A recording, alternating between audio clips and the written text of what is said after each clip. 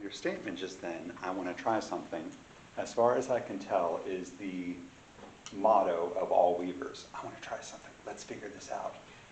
Anyway, hi, I'm Dorian Arnier. Yes. This is an introduction to tablet weaving. It's sometimes known as card weaving. Let's just jump right in. It's at least going back to 8th century BCE, at least. We know that for a fact because we have found grave sites and grave mounds, burial mounds, all the happy stuff. Even some mummies have had trim or straps, some kind of bag made out of tablet weaving. There is argument currently as to whether or not tablet weaving goes all the way back to Pharaohic Egypt, but that's the problem, is that it's still arguing. So we're going to let the academics figure that one out. Just to let you know how very old it could be, but we know it's at least about 3,000 years old. Various points in history use various materials. Quite clearly, they didn't have cardboard back 3,000 years ago. So the options were a little bit less than vegan. Quite a few cultures utilized bone, utilized really stiff leather. More commonly, they would be made out of smooth stone or wood. Depending on how you thread your cards through the holes and what colors you utilize, in addition to what direction and how many times you turn the card, ends up making the pattern. Today we're going to be working on a pattern from the Oseberg burial site that was discovered in about 839 BCE, if I recall correctly. Let me double check here. Yep, 834 BCE. You can find examples of tablet weaving all throughout Europe, we know that much. They're in Finland, in Greece, Italy. Let's see here. The materials. Again, cotton wasn't really common up until very recently, so it's not exactly period, but it is easy to work with, which is why we're working with it today. More typically, the most common utilized material that we've been able to find has been linen. The reason for that is linen, unlike wool, seems to stand up to time a lot better. It doesn't disintegrate quite as easily, whereas for some reason, wool, as sturdy of a material as it is, also has a tendency, like most other body parts, to disintegrate over time. A little bit of vocabulary is in order. When you go and you're doing studying on your own, you're going to see references to things like a pick. A pick is literally the entire action. So when you put your shuttle through, when you turn your cards and beat the string into place, you have completed what is known as one pick. I'm really glad we brought the extra because I forgot the shuttle for this time. Now, here's the cute thing. There's the shed. That is the open part here that you throw your shovel through. Would either of you like to take a guess as to why it's called the shed? Because it is shaped like a lean-to. Good thought. You have an idea? Sheds hair while you're doing it. I don't know. Also good. Would you like to know why it's called a shed, though? Yeah, sure. So would every other weaver. I have spoken to so many people, I have done through so many books and articles online, I've gone through as much as I possibly can without my head exploding, and no one has been able to tell me why it's called a shed. My best guess is because these are both doors that you want to keep open and have things go through. Whatever it is that you use to remember that particular thought process. Shuttle, Mary, can you hold up yours and pull toward this area? Anyone who can see that? Let me see here. Bingo. That shuttle is typically what you wrap the weft around. The weft is the part that goes through the shed and anchors the warp, which is what's put on the loom, into place. Is there anything else that we need to go through at the moment? No. Cool. Do we have questions already? Why is there rubber band on my face? Well, that's actually quite simple. So, Oh, it's to keep the shuttle in place? yep, because the thing is, if you are transporting your loom anywhere, then you want to make sure your shuttle's not going to be going all over the place. Smart. There you go.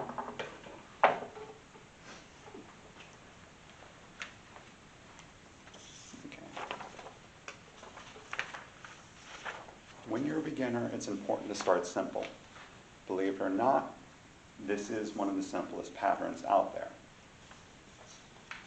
Far more simple, of course, is all one color. But I wanted you guys to have a actual experience utilizing something that's going to end up creating something by the end of it. So remember when I said depending on how you turn your cards, depending on what goes through what hole? This is the pattern that we utilize for the Oseberg pattern that was found.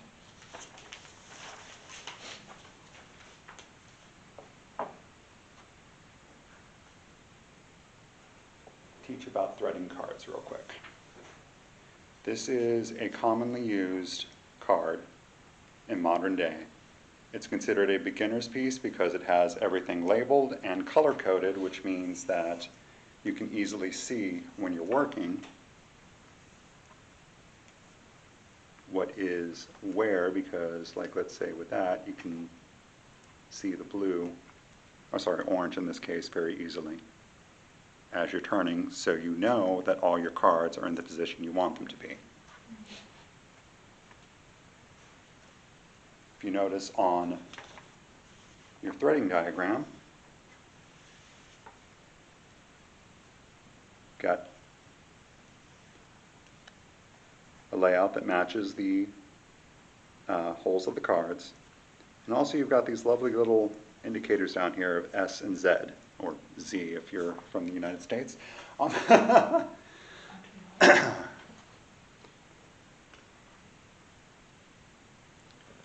In order to determine whether or not a card is S or Z threaded, you determine which direction you want to have facing to the right. In this case, the colored side faces the right.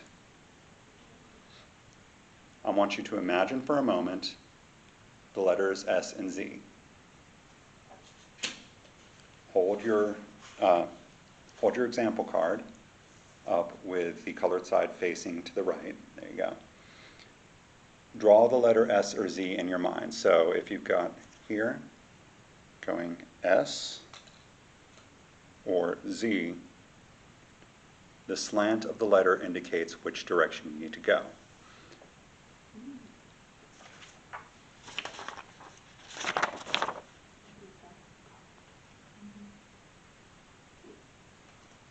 I love this diagram.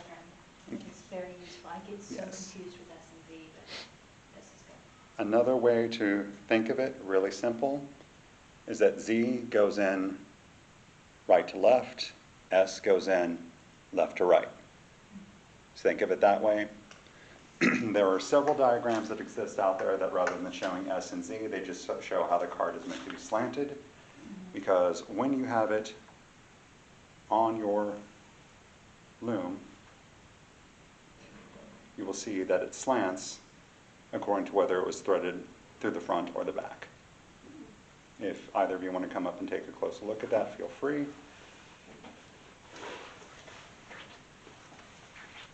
You see how the slant goes? Mm-hmm.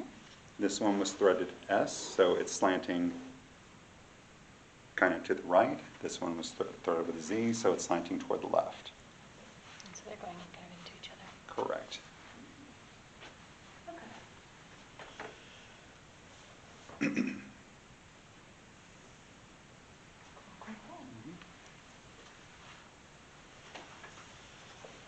Now there's a reason for the S and Z, but that's a little bit more advanced and would require a slightly different pattern to show clearly, so we'll skip that for right now. So I know in the pattern there are different cards cards that are Mhm. threaded S or Z.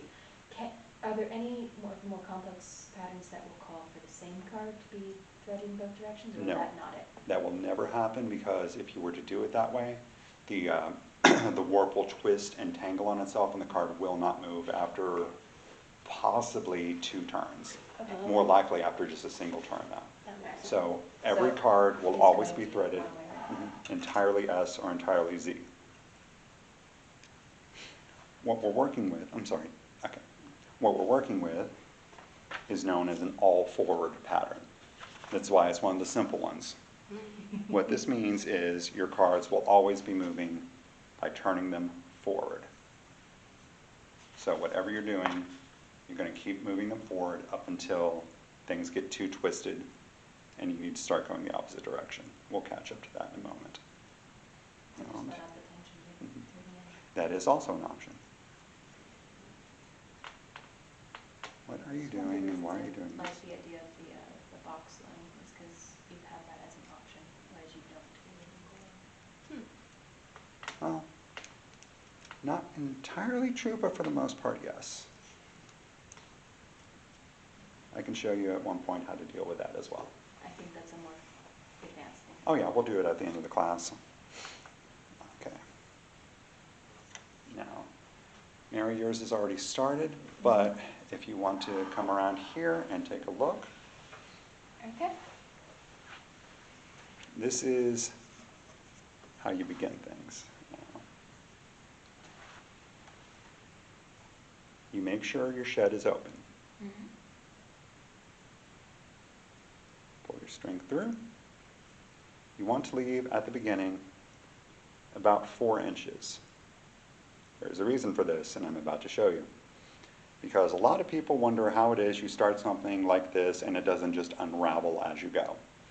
This is the trick. You start with your string like this. You make 1 turn forward with your cards, all of them. Go ahead and follow along at home. Now, this is the cute thing. Bring your shuttle back through like you did. You're going to catch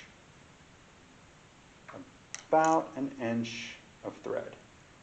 You want to leave that loop. Now take that loose end,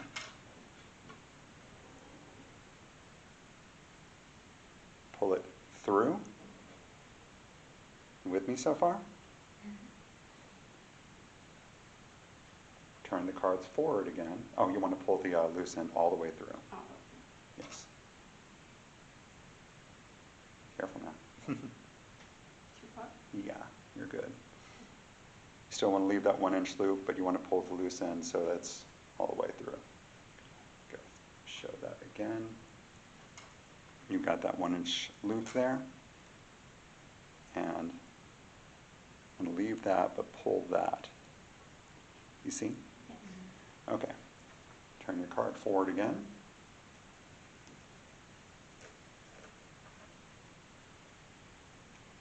Take your shuttle, beat down,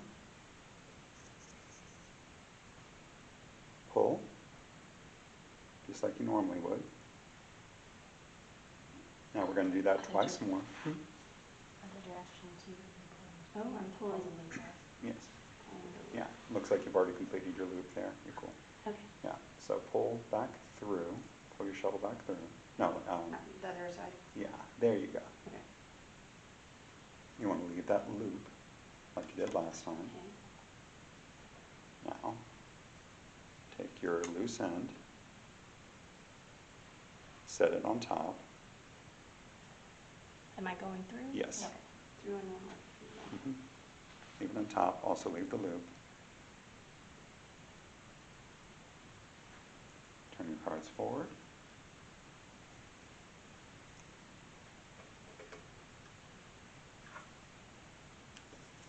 You're going to beat down. That's what this particular motion is called, is beating down. It beats the string into place. Pull. Pull the loop out. Yeah, pull the loop bit, or the side that will anchor the loop.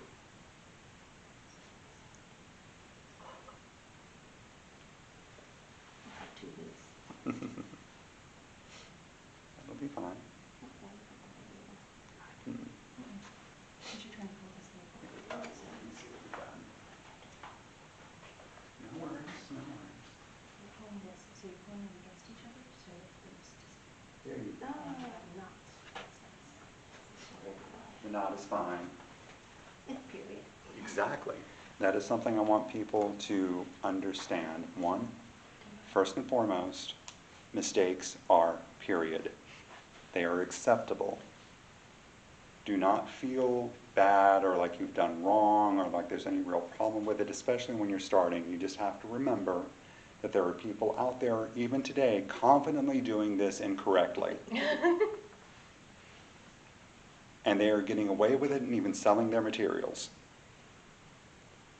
So realize that you can do a lot if you just give yourself permission at the start to mess up. Get things wrong, learn. That's what the process is for. Okay. We're going to do this one more time. So go back through with your shovel. Now take the loose end and put it back through the warp. You with me? Let me see what you got. There you go. Let's pull that all the way through. There you go. There. Now turn your cards forward.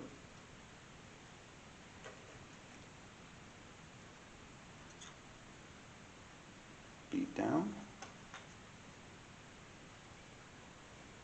And then pull your weft into place. Other string. This one. What's that string? From the shovel. I'm moving a slight bit ahead, but you're good.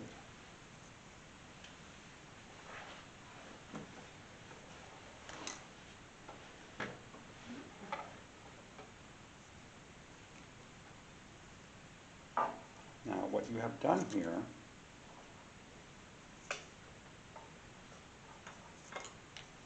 is you have anchored the string into place. So it's not going to unravel when you end up cutting these ends later.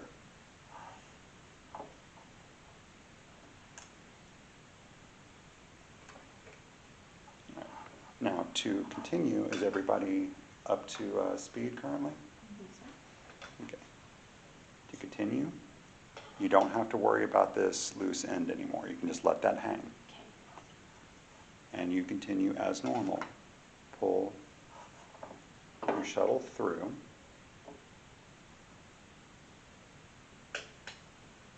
Turn your cards forward. Make sure your shed is clear. I'll explain that on the next turn. Beat down your thread. Pull it. And you continue doing that over and over. As you're doing this, the pattern ends up developing.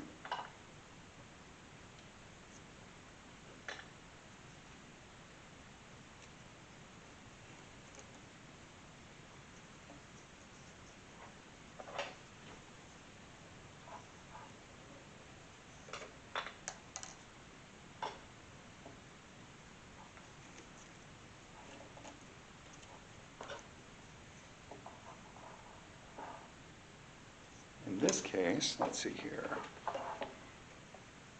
Can I get this? In this case, the Osterberg pattern, it's tiny little diamonds.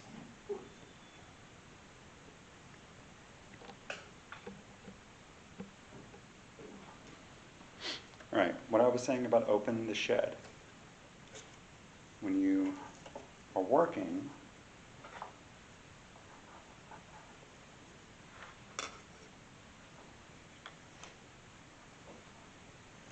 you want to make sure your shed is open, because if it's not, you go through, you run the risk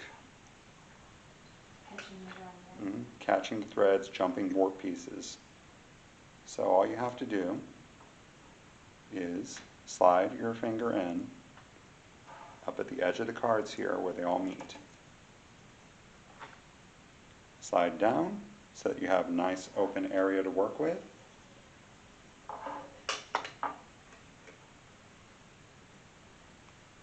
Put your shuttle back through to beat down. And you pull. Now, it's at this point where I remind everybody that mistakes are period, because that even happens when you're trying to explain things. What'd you do? Well, back in early days when you had masters and apprentices and the like, part of the reason that masters, or even modern day laurels, or however you want to call the teacher, were so good at what they do is that over the years, and however many projects they made during that time period, they developed certain habits that to them are second nature. Think of it in modern day parlance as acronyms.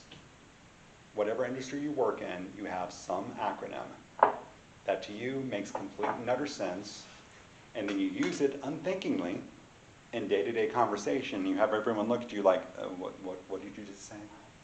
Can you explain that? What's going on? To you, it's unthinking. To you, it's just, that's how it's done. Imagine then you have some kind of art or science that you're using, and you just use terminology that you think in your head is the way it's supposed to go.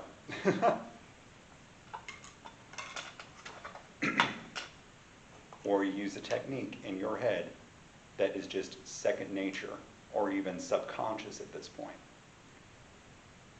When teaching a master or laurel